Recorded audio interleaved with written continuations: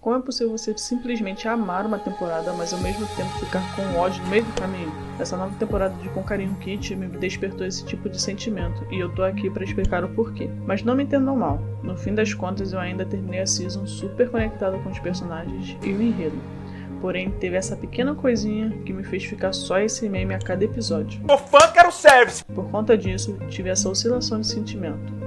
O que é ótimo, porque assistir algo de forma apática significa que essa história não presta. E, mesmo querendo manter o suspense, quem for sagaz com certeza vai entender exatamente sobre o que estou me referindo com esse meme. No entanto, antes de tudo, gostaria de comentar sobre como essa temporada manteve o nível de qualidade da anterior. A gente continua super engajada na trama, a importância dos personagens creio que até se intensifica um pouco mais por conta de alguns acontecimentos. A gente conhece e se apega ainda mais neles, torcemos por eles, a conexão é mantida e esse é o ponto mais importante de um drama adolescente. Até porque, nesse tipo de trama, é crucial que a gente se importe com os personagens. Bom, nessa temporada a Kit consegue voltar para Kiss, com a ajuda da Yuri que pediu para a mãe.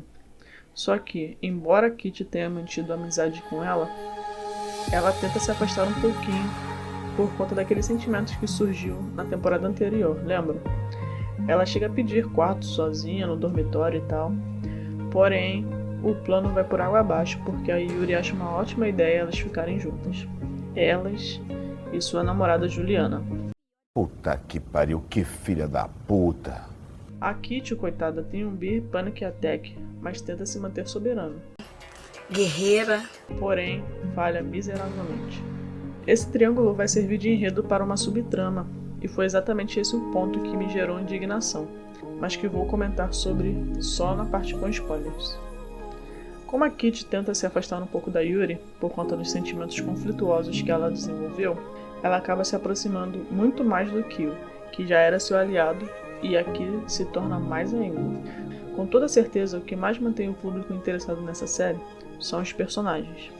Eles são extremamente carismáticos, queridos e nos fazem querer acompanhar cada presepada que se metem.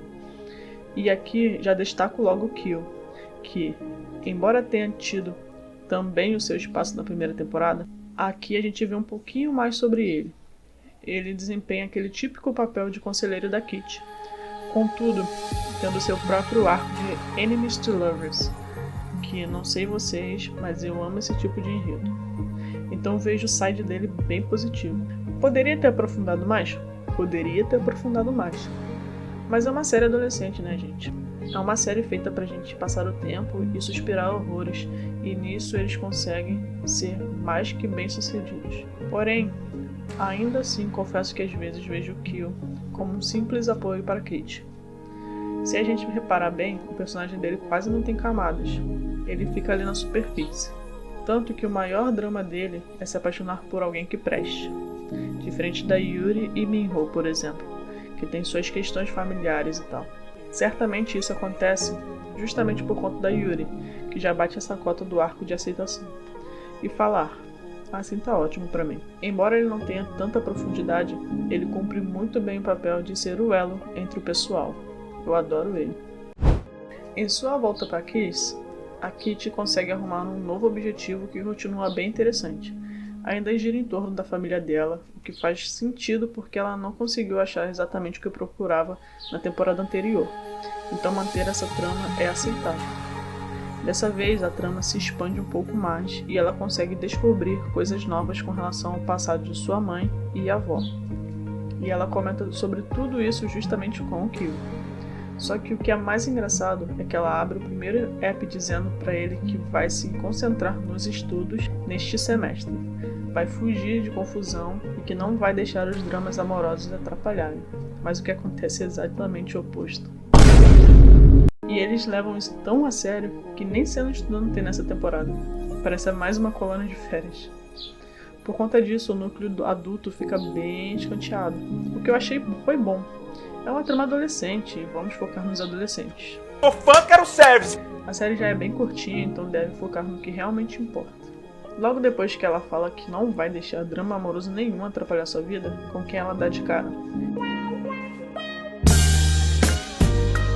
E todo mundo, absolutamente todo mundo, estava esperando por esse momento. Mas, cara, a gente esperou 2 anos, 2 fucking anos por esse reencontro, e o que a gente recebe é uma chinelada na cara logo no início.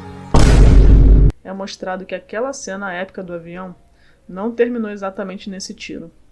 I think I fell in love with you. A little bit. Or a lot.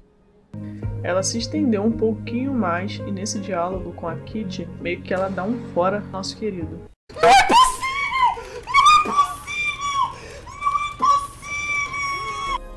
Essa menina deve ter sido um camarão na vida passada. Tem merda na cabeça. Cara, é o Minho. Como não se apaixonar por esse garoto? Quem assiste com carinho Kitty e não se apaixona por ele, tá assistindo errado. Ele continua aquele carinho superficial e egocêntrico que a gente aprendeu a amar. Porém, o arco dele dá uma pequena escalada aqui e finalmente a gente enxerga uma evolução no personagem. Ele se mantém um cara confiante, que se acha o tal, porém ao longo da trama, os acontecimentos vão fazendo com que ele evolua de caráter. Não quero falar muito sobre, porque a trama dele é a mais importante junto com a da Kitty. Só que a dele é ainda melhor, narrativamente falando, porque faz com que ele se torne alguém melhor. Então, no fim das contas, essa temporada é muito mais sobre os relacionamentos, descobertas e crescimento pessoal de todos ali. Ainda é uma dramédia bobinha e adolescente, mas que continua me prendendo nas relações dos personagens, no romance entre eles, que afinal é a proposta da série. Eu maratonei super rápido, é meu xodozinho. Um pontinho negativo pra mim foi a trilha sonora.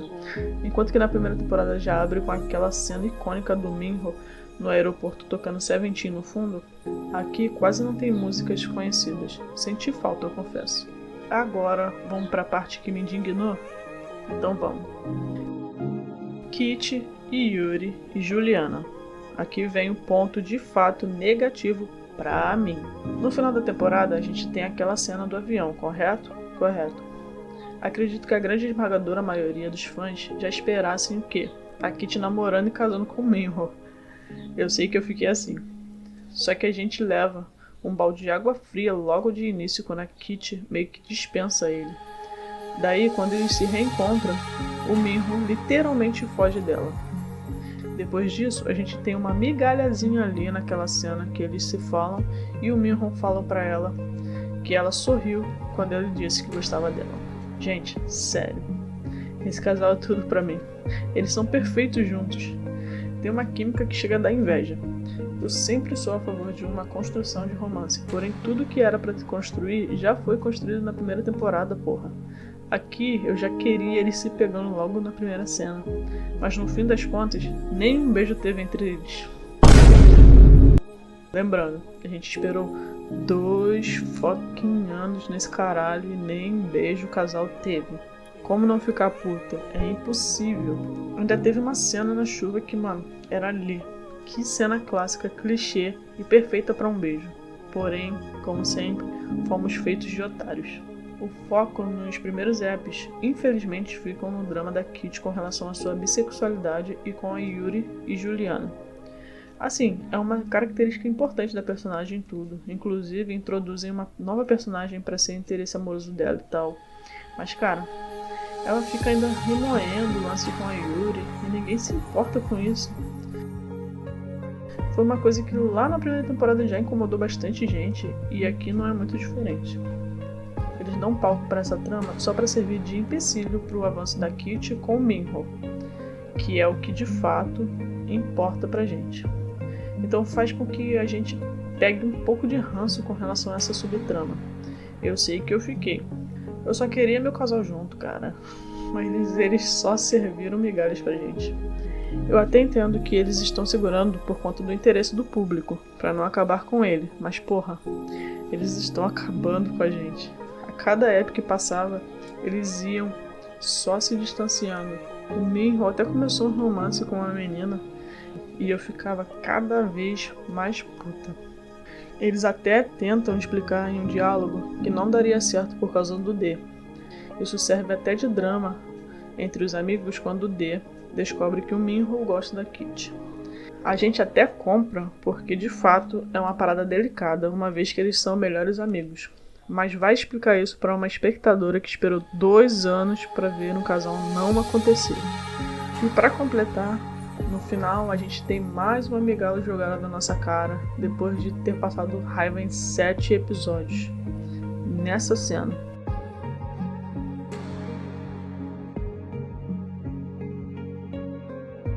Cara, essa cena, os roteiristas devem ter se reunido todos pautados em como fazer adolescentes de otários em 240 minutos de série. É sério, gente. Eu não posso dizer que odiei essa temporada. Mas o tanto de raiva que eu passei não tá escrito. Eu fiquei dizendo pra mim mesma que se eles não rolassem, eu não iria ver a 3ª temporada. Mas quem eu quero enganar? É claro que eu vou ver.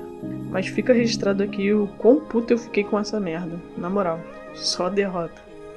Mas enfim, vocês tiveram esse mesmo sentimento que o meu? Me contem aí nos comentários para eu saber que não fui a única que passou raiva. Espero que na próxima temporada venha a glória, porque a derrota... Até a próxima, pessoal. Fui!